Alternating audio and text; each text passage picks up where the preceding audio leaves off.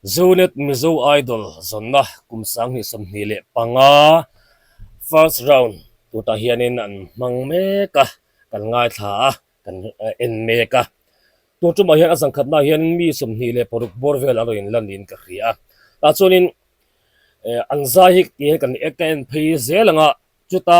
aron che thazual de lek nei ka riat ho ka karon lor kualanga chu kan react mai do ni ama sabera hian Benjamin lal fak zola tlang nuwa mania ani za hi chu akhu hong tu ama saber hani boka aza them nge za tha nge thalo kala khelawa ama takin en phei ngal pop photong o Katen idan rinom teki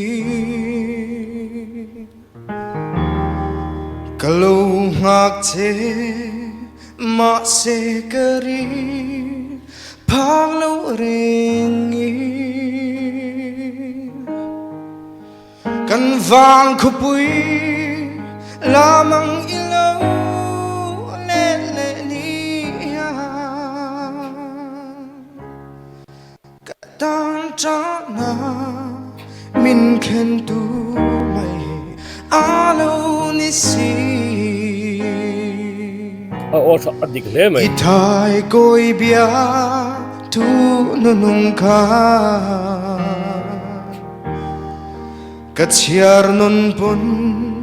chen tu re reng om lo kan vang ko pui lamang ilaw let le ni ya mel ma an ka itong suage min lo dar zo sai uluk le mai thiam po thiam tro tuara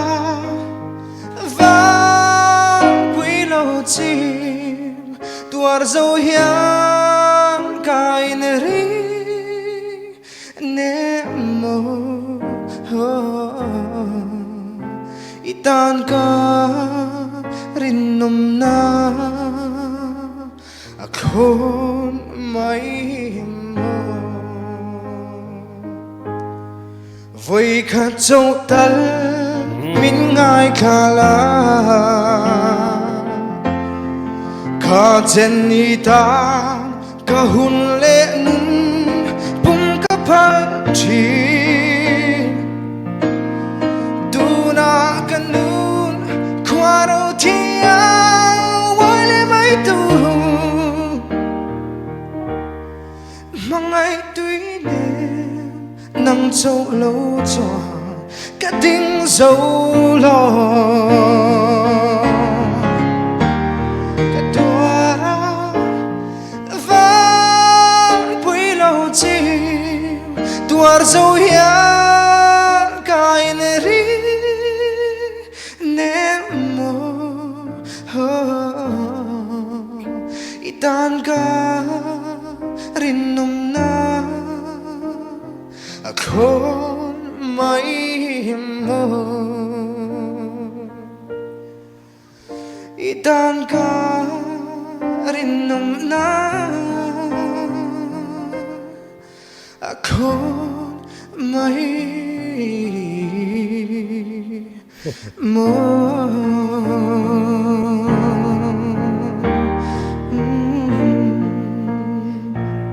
hello me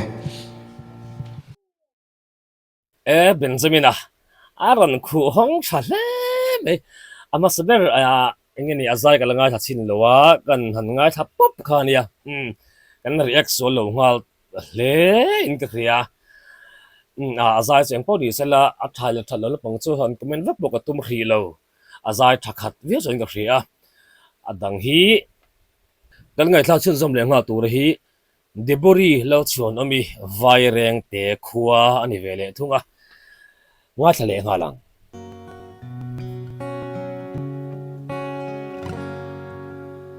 Lalbadan har sat nalyan ing ma lo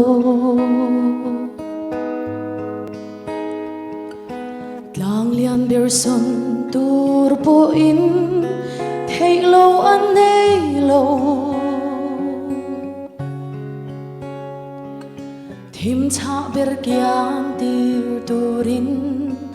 eng kim ati thei lungai na thu ber ata a chan chuak thei che khovel phurit te chulal iswa alo phur chuani môi lúc nang po unau I phurit a chok ang che khovel phurit te chulal iswa alo phur chuani nang po unau I phurit a chok ang che lal pa chua phurit phur lo karu kachol dir ang che ti khovel phurit te chulal iswa alo phur chuani nang po unau I phurit a chok ang che ôi có một lỗ khúc mày hẹn rồi thì khovel phurit te chulal iswa alo phur chuani nang po unau I phurit a chok ang che lal pa chuan phurit môi lúc tục lo karu kachol dir ang che ti khovel phurit te chulal iswa alo phur chuani nang po unau I phurit a chok ang che khovel phurit te chulal iswa alo phur chuani nang po unau I phurit a chok ang che nang po unau I phurit a chok ang che debori tia debori ti kha ti kang chumo o kha kumon lo ria o he o chang ang lek lek khat yang chi revival o deuh thi ma yang ka tiang o ta khan nei deuh lek le nga la zun nei chi zai fi fai box si ani po hi ati thazual la khan ke chon kan rin lut le a first round be ka hian next a hian Celestina vanal shet pui long tlai zai kan ngai thavel le thung do na ngai thle nga lang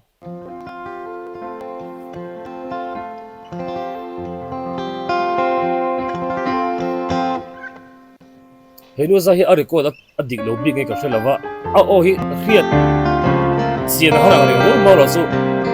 azar tha tho chon ka shi ya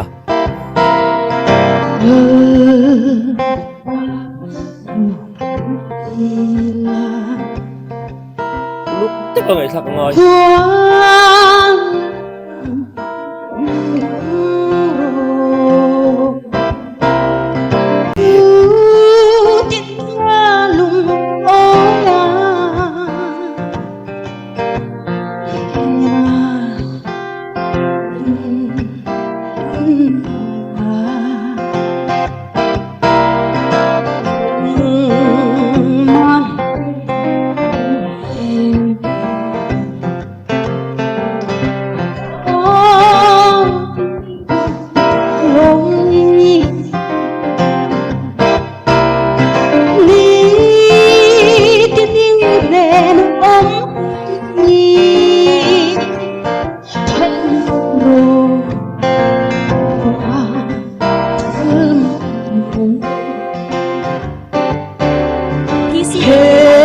kain kandong go kuing ao in an gengen iom ni he tu anti kerwertu anl nong luju lalp nong jasa nong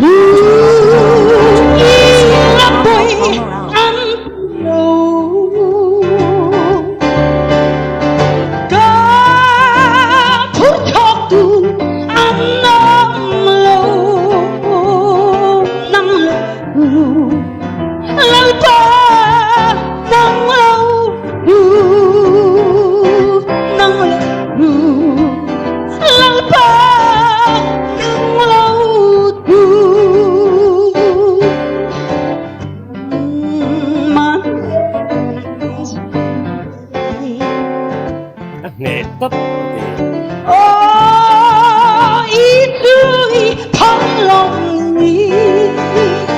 thằng bé muốn ngược kìa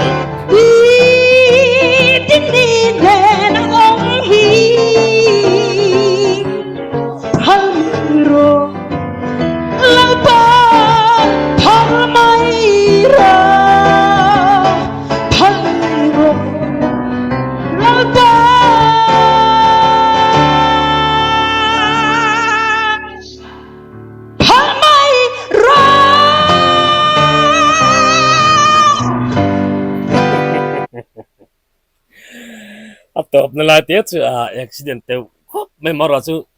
first round sang khatna ne ala poilo tu kan nga ya ati thazual la chon kan lang lu ta tho ni kha duang tak chon ngai thak chen le thei lewatin ala sakdan te le an music genre ron thal mhri ma khanin nge ni just poke minga te ho lom zong ri o kan ni te kha kan hrele nga la an next dang le a hianin Emmanuel lalrem maruata tu equal south ani ve thunga ani hi I ani zahi chumdanga ingemani hen khiat na ka nei tlak to le haling ka hria ka hria sol mai thei boke nga thanga lang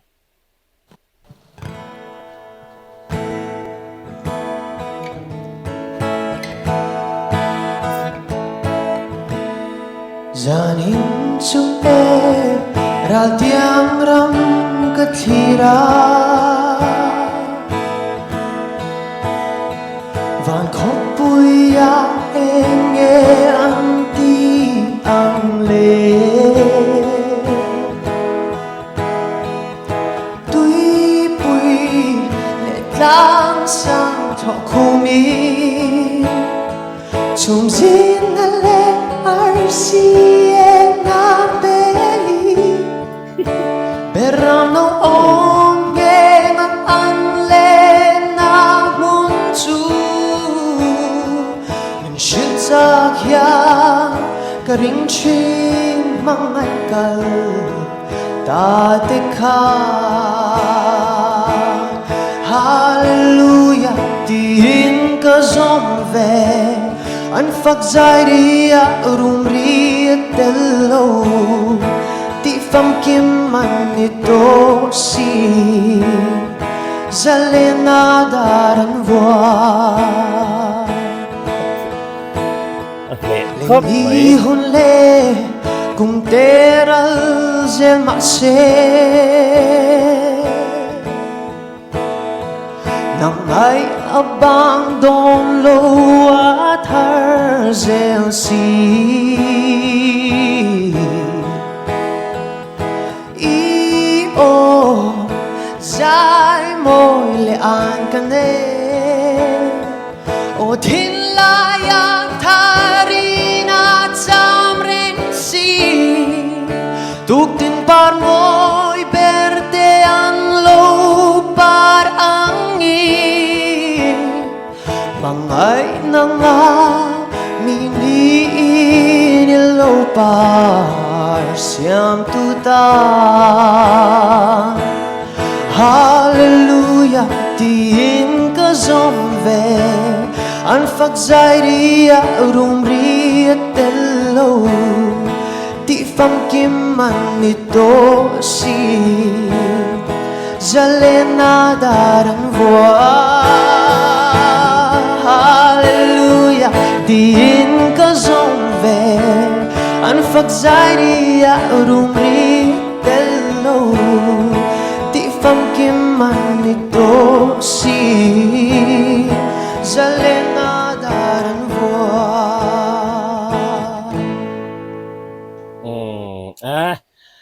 he chu Emmanuel hei chu atlin le nge pokrenga ati thazola po hianin a kada sang ang reng riu first round san khatna bik tuna kan ngai thak to chin le kan react chin bika ngat po khanin kada sang ang reng khop mai abak zu seido lowang next a hianin donita zorin sangi thazual ani vela thung dona ani hi a interest na hrim po hi tu lai khop mai a mel po hi mo nuam khop mai zai nga thanga lang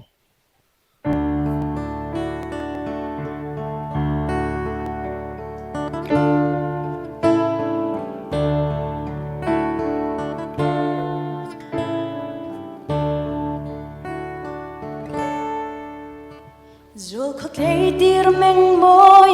thì lại lúa lệ chi cùng số tâm bố vây mà sẽ isak melan dar tuyang luang bi kem nile ngay zun jam ka pur so anak betul chai lai di in run sang kai ve mo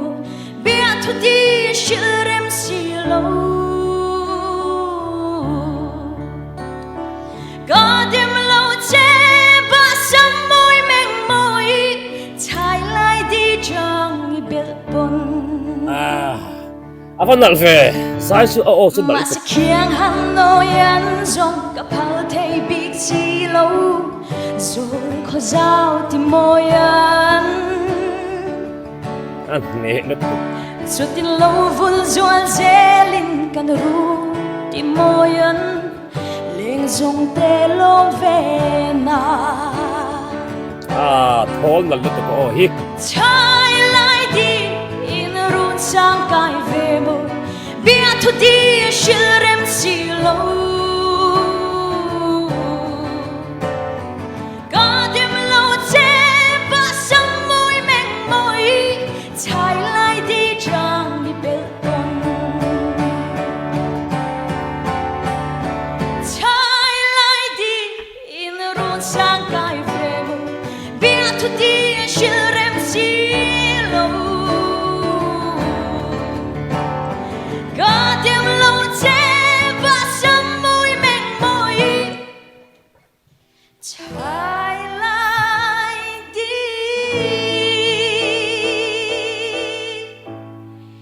jang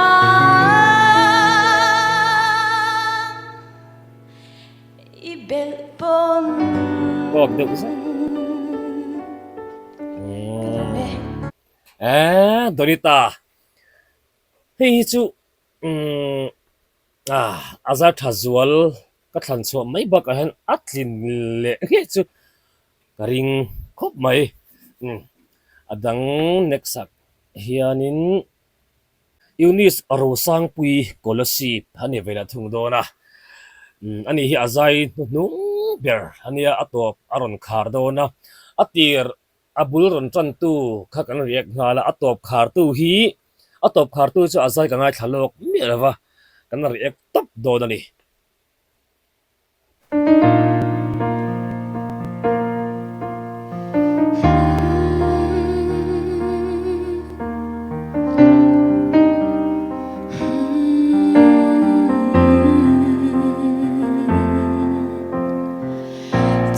Thor khắp bụi mình thal mê hoa kan la boy ti lut tu rin nom reng tu ra in tiam kha khoi an nghe mo ik tuan tak le bua leng thang tla ang lo ni cha itiam thu shi tu chor tha bui a eng ruai e pia le moi chai thar beli ni liam ta mo loi the nu la min tiam zong te đồn kia lệ rô đer thia mi u Hey, chứ mình vẫn surprise về abat gần sắc su liam lệ về. nu phân trang hiano ít hai lệ chín đồn lung ruga thiên lai na in chu ni dân khoa cầm măng liam der thiam nang vangin ít tiam thu sẽ tu chor thap ui a eng rua ye pia le moi chai thar beli ni liam tha mo loài thiên nu la min tiam zong te kho đồn kia lệ rô đer thia mi u đồn kia lệ rô đer thia mi u Kalome Hey, chứ cụt cần bèn tiếng. Henu chu. Mình vẫn surprise về. A mail le a o le a zai kha a in rem lo vel ve kai. A o ring wat ngai thakhan a mail en hian aman lo hian a khriata. A von sai thiam ve hi. Chin chi a bi kang o. Hi kan kan notice de riu mai ema atlan na deu tlat mai khang ho kha first round tun MIZO idol sang som ni le panga first round azan khat na bi ka ema kabenga tlema han ti thazual deu lek ni ka khria thoten ni aba ko puka an za thiam tlang puilom vekin ka khria chati ro chon ka beng han fa zual deu lek kha kan lor hlomani enge in ngai dan le in lo thir ve dan te kha dule comment section ta poron ta lang vele ta ulatiro atho me zantang le hun dang zel po kanan kan di ho zel tura ingai la thange in za vain bye bye vekule